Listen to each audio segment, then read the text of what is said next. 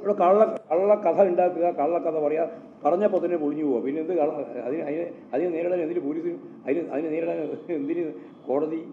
ഒരു കാര്യമില്ല. കളവാണ് പറയുന്നത് എന്ന് രാജ്യം മുഴുവൻ മനസ്സിലാക്കി കഴിഞ്ഞാൽ പിന്നെ അതിനെ നേരിടാൻ വേണ്ടിയിട്ട് കോടതി പോകേണ്ട വല്ല കാര്യമുണ്ടോ? അതിന് കോടതി പോകാൻ ഉദ്ദേശിക്കുന്നില്ല.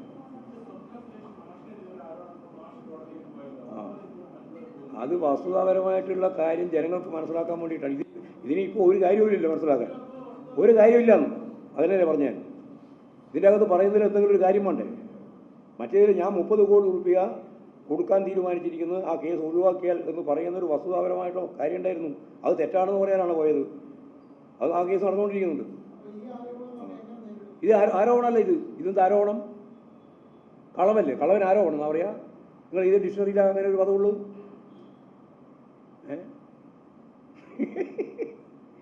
കളവും അതുപോലെ തന്നെ ആരോപണം രണ്ടും രണ്ടല്ലേ?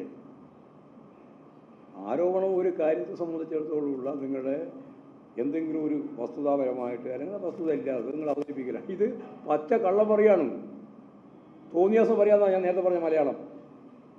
അതിനെന്ത് കേസ്, അതിനെന്ത് നടപടി? വേറെ അതിനുള്ള നടപടിയാണ് ഞാൻ നേരത്തെ പറഞ്ഞത്, സൂചിപ്പിച്ചത്. മനസ്സിലായോ? എന്തും തോന്നിയാസം പറയാമെന്ന് വിചാരിച്ചാൽ ആ തോന്നിയാസം പറയുന്നതിനെ മുഴുവൻ കേരളം അംഗീകരിച്ച് കൊടുത്തൊന്നും വരില്ല.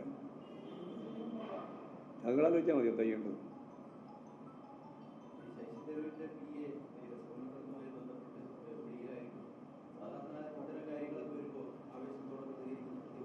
അതല്ല ഞാൻ പറയാം, പ്രതിപക്ഷ നേതാവിന് പ്രതികരണമില്ല, ഉള്ള പ്രതികരണം തന്നെ അദ്ദേഹത്തിന് അനുകൂലമാണ്.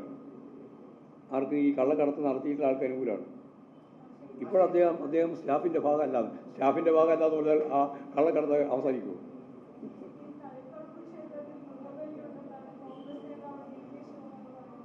ഭ്രാന്താണ്, ഭ്രാന്ത്. ഒരുതരം കളവ്, മറ്റൊരു ഭ്രാന്ത്.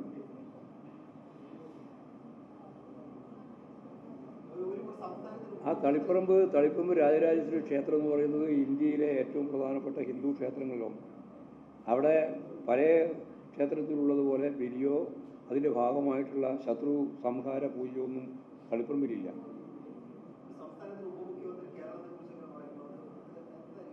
അത് വർഗീയമാണെന്ന്, വർഗീയതയാണ്, വേറെ എന്ത് പറയാനാണ്? തളിപ്പറമ്പിലെ രാജരാജേശ്വരി ക്ഷേത്രത്തിൽ ഞാൻ നേരത്തെ ഗാന്ധിയെ പറ്റി പറഞ്ഞില്ലേ? ഗാന്ധിയെ വീണ്ടും കൊല്ലിയായിരുന്നു നരേന്ദ്രമോദി എങ്കിൽ ഇത് കേരളത്തിൻ്റെ സാംസ്കാരിക ജീവിതത്തെ തന്നെ പരിഹസിക്കുന്നതിന് വേണ്ടി കോൺഗ്രസ് നേതാവ് തന്നെ വർഗീയമായ നിലപാട് സ്വീകരിക്കുകയാണ് ചെയ്യുന്നത്. അല്ലാണ്ട് തളിപ്പറമ്പ് രാജരാജേശ്വരി ക്ഷേത്രം അങ്ങനെയുള്ളൊരു ക്ഷേത്രമല്ല. രാജ്യത്തിൻ്റെ എല്ലാ ഭാഗത്തും ലോകത്തിൻ്റെ വിവിധ മേഖലകളിൽ നിന്ന് വരുന്ന ആളുകളുടെ ഏറ്റവും പ്രധാനപ്പെട്ട ഒരു കേന്ദ്രമാണ് ഈ ക്ഷേത്രം.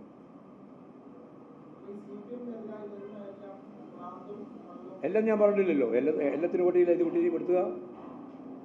അല്ലെങ്കിൽ പറ, നിങ്ങൾ അതിൻ്റെ വസ്തുത പറഞ്ഞാൽ ഞാൻ മാറ്റിക്കളയാം. ശിവകുമാർ പറഞ്ഞ ഇതിന് ഭ്രാന്ത് എന്നല്ലാണ്ട് വേറെ എന്ത് പദം ഉപയോഗിക്കുക? പറഞ്ഞോ, പറയാണ്ട് ആ പദം ഞാൻ ഉപയോഗിച്ചോളൂ, എനിക്കെന്ത് വിഷമം? ഭ്രാന്ത് എന്നല്ലാതെ എന്ത് പദമാണ് ഉപയോഗിക്കുക? പൗരാണികമായിട്ട് കേരളത്തിലെ ഏറ്റവും പ്രധാനപ്പെട്ട ഹിന്ദു ക്ഷേത്രങ്ങളിൽ ഈ തളിപ്പറമ്പ് എന്ന് പറയുന്ന സ്ഥലം തന്നെ പെരിഞ്ചല്ലൂർ എന്ന ഒരു പദത്തിൽ നിന്നാണ് രൂപപ്പെട്ടു വന്നത്. പെരിഞ്ചല്ലൂർ എന്ന് പറഞ്ഞാൽ ബ്രാഹ്മണ ഗ്രാമങ്ങളായിരുന്നു. ആ രീതിയിൽ കടന്നു വന്ന ആര്യന്മാരുടെ കടന്നു വരുന്ന പ്രവേശന കേന്ദ്രമായിരുന്നു ഈ തളിപ്പറമ്പ്. അവിടെയാണ് പുരാതനമായിട്ടുള്ള ഈ ക്ഷേത്രമുള്ളത്. ആ ക്ഷേത്ര ആചാരങ്ങളൊന്നും ഈ ശിവകുമാർ പറയുന്ന രീതിയിലുള്ളതല്ല. അതാ ഞാൻ പറഞ്ഞ ലോകത്തിൻ്റെ വിവിധ മേഖലയിൽ നിന്ന് ഭക്തർ വന്നുകൊണ്ടിരിക്കുന്ന ഒരു സ്ഥലമാണ്. അവിടെ ഇങ്ങനെയുള്ള തോന്നിയാസം പറഞ്ഞാൽ അതിന് ഭ്രാന്ത് എന്നല്ലാണ്ട് എന്താ പറയുക? എന്ത് പദപ്രയോഗം വേണം? പിന്നെ സുധാകരൻ പറയട്ടെ, എന്നാലും സുധാകരൻ അറിയുന്നതാണല്ലോ.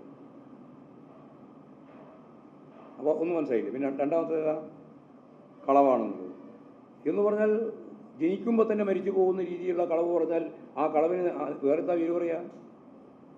രണ്ട് കമ്പനി, ഒരു കമ്പനി ഇവിടെ, മറ്റൊരു കമ്പനി വിദേശത്ത്. ആ കമ്പനി ഈ കമ്പനി നമ്മൾ യാതൊരു ബന്ധമില്ലാതെ വ്യക്തമാക്കപ്പെട്ടാൽ അതിന് കളവ് എന്നല്ലാണ്ട് വേറെന്താ പറയുക? അത് ആഘോഷിക്കാൻ മനോരമ പോലുള്ള പത്രങ്ങൾ കളവാണ്.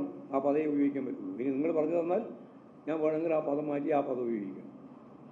എനിക്കതിൽ ഇന്ന പദം ഉപയോഗിക്കണം നിർബന്ധമൊന്നുമില്ല.